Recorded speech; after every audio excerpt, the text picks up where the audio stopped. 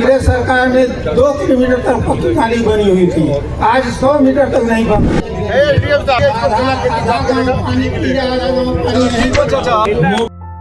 मैं तो चाहता हूं कि थोड़ा बहुत आपको भी आपसे पूछूं और आपको सुनूं। यहाँ कौन कौन सी चीजों की खेती होती है भैया? धान तो मैं देखते ही चला रहा हूँ। कोई एक माइक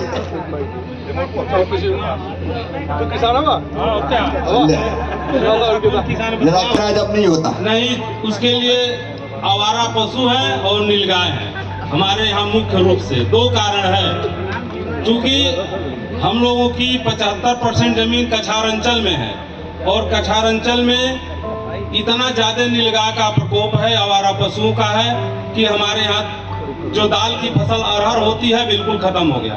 नहीं तो इसी चौरी चौरा में उसकी फसल कौन सी होती? इतना बड़ा चौपाल होता नहीं। मैं तो सोच रहा हूँ 50 साल तक होंगे तो ठीक से बात हो जाएगी, आराम से हो गई चौपाल की जगह कमलेश जी। अभी बता रहे थे अरहर पूरी तरह खत्म हो गई। अभी सरकार ने मिशन शुरू किया है, दलहन का मिशन, जिसमें चना और मसूर का उत्पादन बढ़ाने की भी योजना है। तो दलहन की तरफ कोई आएंगे या धान और गेहूं पे ही जाएंगे सर? तो ये एक बताएं। अभी किसान भाइयों 2-3 चीजें हुई है। तो इसी साल अभी गेहूं की MSP बढ़ा के सरकार ने, मोदी जी की सरकार ने 2425 रुपया कुंटल से बढ़ा के कर दी 2585 रुपया कुंटल। मतलब एक बीच में देते जाऊं, 160 रुपया कुंटल पिछले साल के मुकाबले इस साल गेहूं की MSP बढ़ी है। वैसे ही गेहूं के साथ साथ रबी की फसल अगर हम देखें तो चने की MSP भी 225 रुपया कुंटल बढ़ी है, मसूर की 300 रुपया कुंटल बढ़ी है, सरसों की 250 रुपया कुंटल बढ़ी है। और अभी GST के दरें जो कम हुई है 18 या 12% से घट के 5%, तो उससे भी एक ट्रैक्टर पे 4300 से लेके 43,000 से लेके 63,000 रुपया तक की बचत है। यह भी मोदी जी की सरकार ने किसानों के लिए किया है।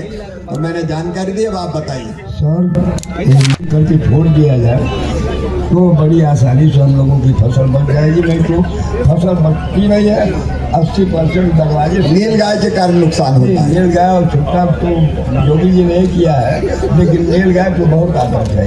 ठीक, वो बात आके आपने भी बताई थी। दूसरा सवाल ये है सर, इस साल संभा मंसूरी जो धान दिया गया वह उसमें मिक्स होता और किसानों को, जो भी किसान बोए हैं उनका 80% फसल नुकसान। कौन सी वैरायटी में? संभा मंसूरी। और वो धान की है ये? जी धान की है संभा मंसूरी। और पूरे हमारे ब्लॉक में हम तो जानते हैं, लोग कह रहे हैं कि पूरे प्रदेश में इस तरीके से हो गया है। पूरे प्रदेश। बीज कहाँ से लिया था? बीज ये सोसाइटी है, ब्लॉक से बीज लिया जाता है। इस वैरायटी का नाम लिख लेते हैं, उसके बारे में मैं पता कर। हाँ पता कर लीजिए सर, मैं झूठ नहीं बोल रहा हूँ। ठीक। अब हमारी एक कोशिश है कि किसान केवल अनाज की खेती ना करे, अनाज के साथ फल फूल सब्जी या पशुपालन या मधुमक्खी पालन या कृषि वानिकी या रुचि हो तो बकरी पालन, मुर्गी पालन, अलग अलग तरह की चीज करें। इसको कहते हैं, अरे भाई आप दोनों बैठ के बाद में बोले नहीं, बीच में बैठे कोई बैठा। इसको कहते हैं एकीकृत खेती।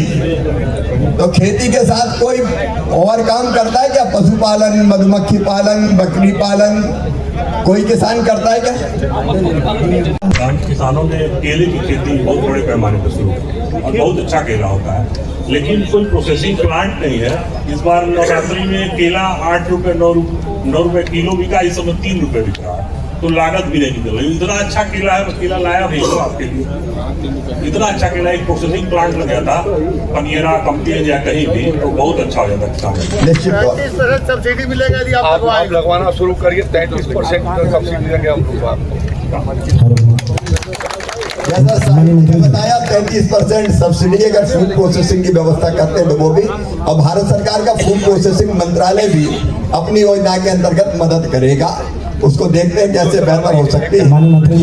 आप जानते हैं किसान सम्मान निधि से लेके अनेकों योजनाओं में प्रधानमंत्री जी खेती बाड़ी करने वाले किसानों की मदद करते हैं।